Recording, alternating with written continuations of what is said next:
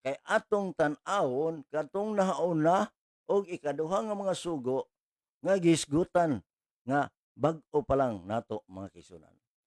Good master, what shall I do to inherit eternal life? No? Maayong magtutudlo unsay akong hibuon aron ako makabaton sa kinabuhi. Lucas 18:18 na iyon din eh.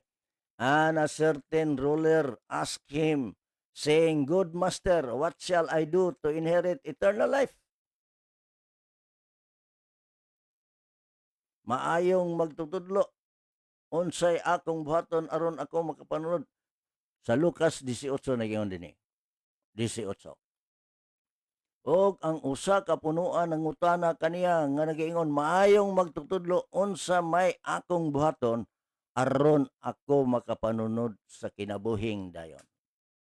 Versikulo 19 sa English na ingon ni, and Jesus said to him, callest why callest thou me good? Nganong imo man akong gitawag nga maayo? None is good save one, that is God. No? Walay maayo gawas sa usa nga mao ang Dios, mga kaigsunan.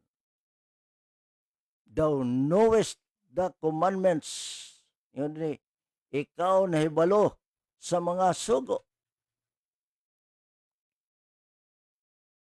Ingon din ni mga kaigsunan sa atong pagtuon sa Luke 18:20 ngadto 21.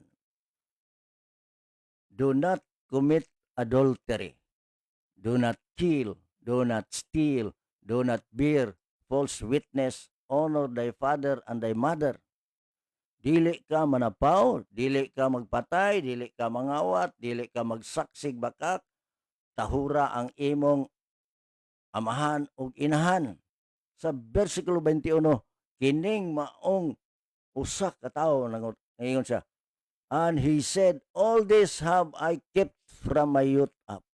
Ang tanan niini akong ginabantayan gikan pa sa akong pagkabatanon og hantod karon. Unsa ang emphasis ninhi mga kaigsunan? Sa diha nag-ingon si Dionysius kaniya, no? Nga nahibalo ka ba sa mga sugo? Ayaw panapaw, ayaw pagpatay, ayaw pagpangawat, ayaw pagsaksi ug bagkak, tahuron nimo ang imong amahan ug ang imong inahan.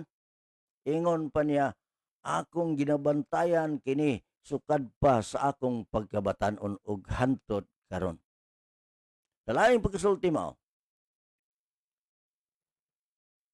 ang gihisgutan niya nga dili mo commit og adultery, dili mo patay og dili mangawat og dili mo saksig bakak pagtahod sa imong ginikanan, asa man ni gikuha mga kaigsunan?